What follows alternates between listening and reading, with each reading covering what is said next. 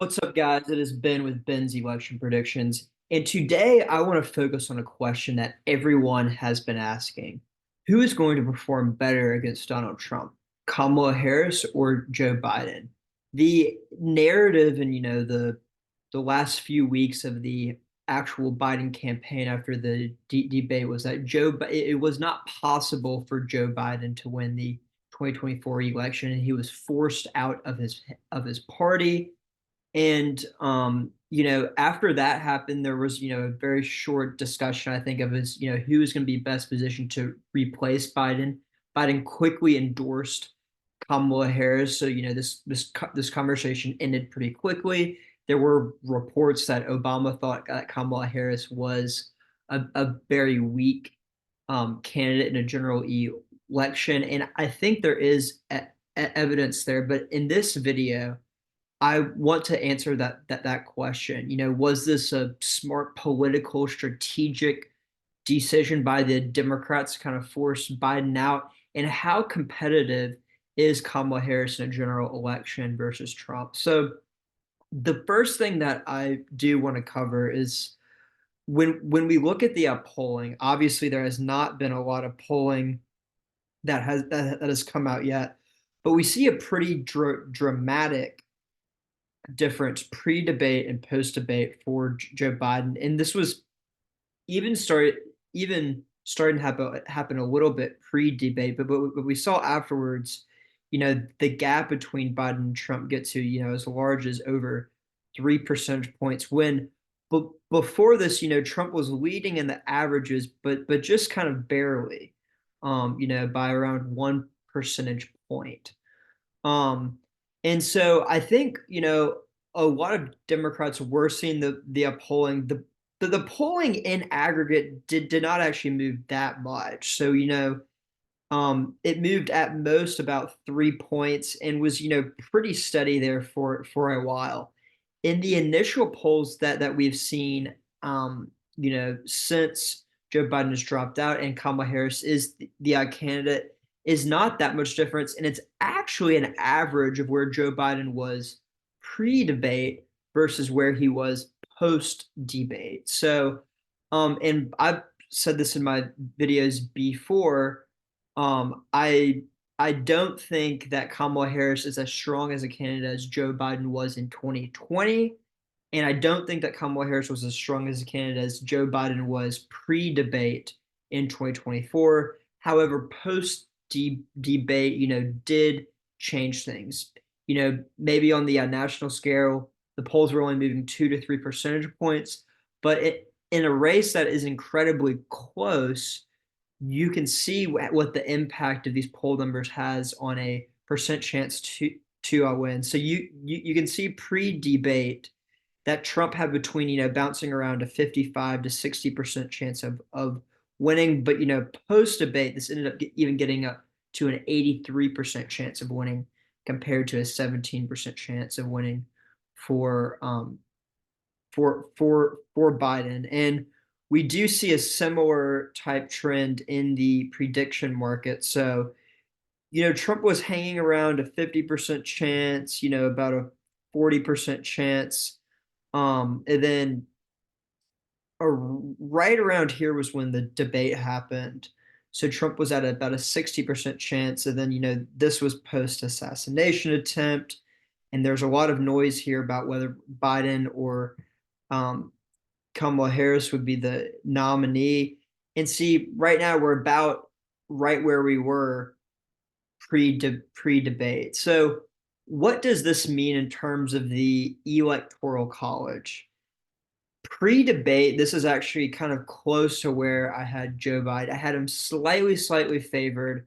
I had him sweeping the Rust Belt states like he had last time. But losing Georgia, losing Arizona, and losing Nevada, so three Donald Trump flips.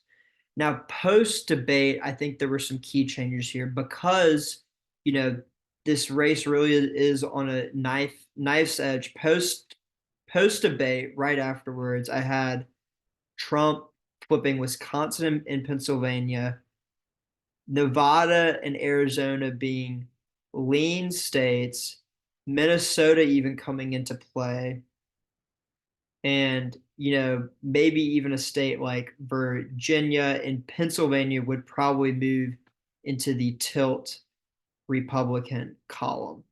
So was it wise to push Biden off the ticket?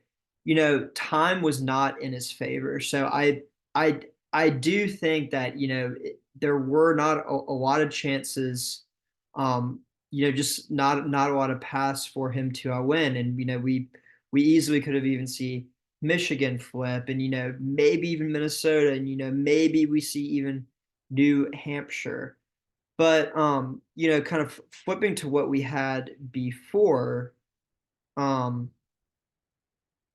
in 2020, Biden, with this kind of anti-Trump coalition, was able to hold on to the Rust Belt states, but also win Nevada, Arizona, and Georgia. But even if Trump won those states back in 2024, that still wouldn't get him to the magic number of 270. So when we switched to Kamala Harris, um, from Joe Biden, I actually think that maybe post debate she might be a stronger candidate just because of how poorly Joe Biden did, and the impact that that had on the polls, and we can see that here. However, I think Trump still holds the advantage right now.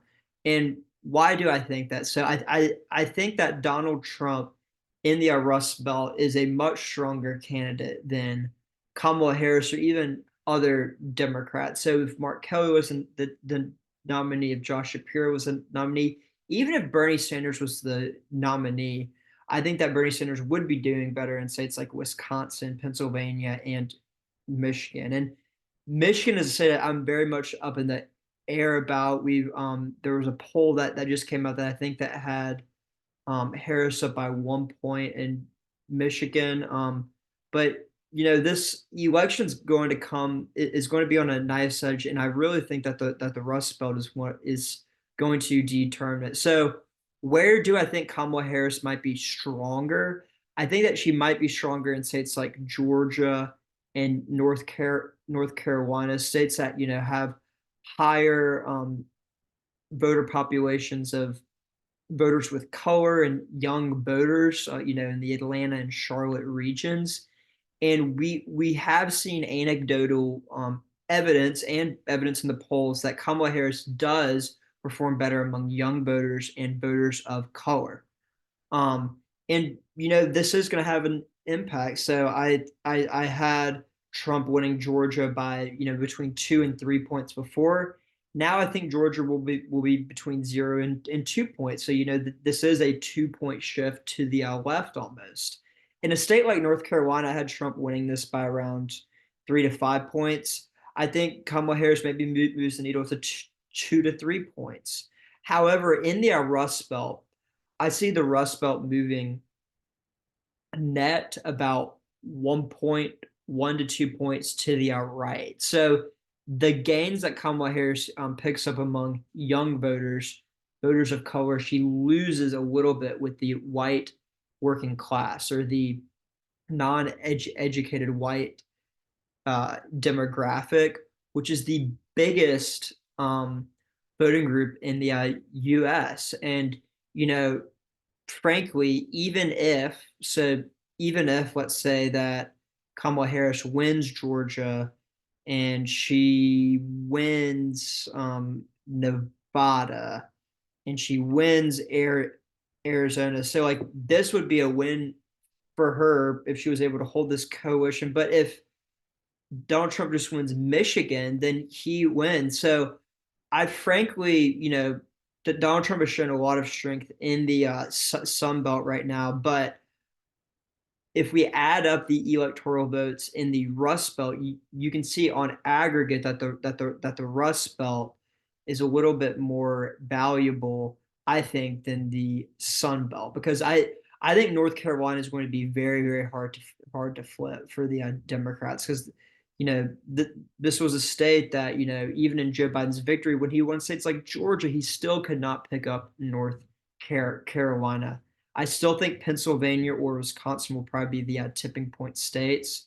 I think there's probably a over almost probably about a 50% chance of these states to be the tipping points. We can see Pennsylvania is at 24%. Michigan also has a high probability. So we see that the tipping point states are more likely to be the Rust Belt states than the Sun Belt states. You see Arizona 5%, Georgia 8%.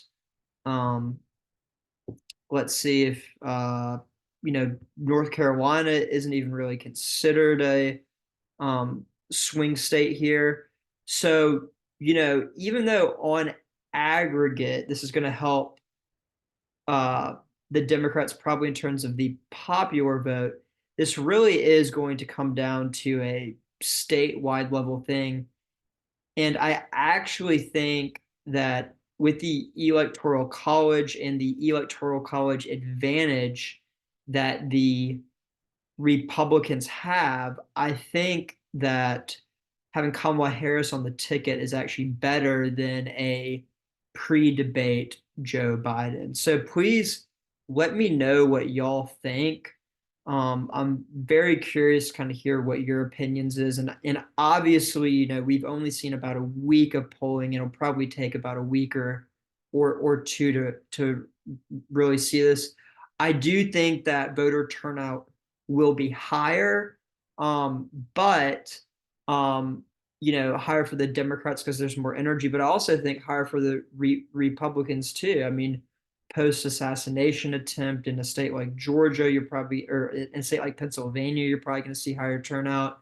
If people view Kamala Harris more as a threat, as being more liberal than Joe Biden, I think this could boost turnout among Republicans as well as Democrats who might not have wanted to vote for someone who they thought was too old. And the last thing that I do want to touch on is, this will pump a lot more money into the race. You see people online that are like already memeing and kind of there does seem to be a little bit more organic excitement around Kamala Harris, but I'm a little bit skeptical of, does this really translate into actual votes in the Rust Belt? Does this translate into persuasion, like in the swing states? I think you will be able to boost voter turnout in states that have, more young populations, more voters of color, like Georgia and North Carolina. I still don't think it'll be enough to move that to Kamala Harris's column. However, even if you pump a ton of money and get these get out to vote efforts, I still think that Kamala Harris is a net negative in the Rust Belt states that will end up deciding the election. So I don't really think the Democrats had a choice. I think it was probably wise that they kicked Joe Biden off the ticket, but the alternative, Kamala Harris, I think is weaker maybe than what the public perception is right now. And I I tend to agree actually with what the betting markets have it at right now. But I think sometimes the media narrative is that, oh, Kamala Harris is really gaining on Trump. She could win. But um, right now, I tend to agree. I think Trump has around a 60% chance and Kamala Harris has around a 40% chance. So let me know what y'all think. Please drop a comment, share this with your friends, and I'll see you later. Thanks, guys.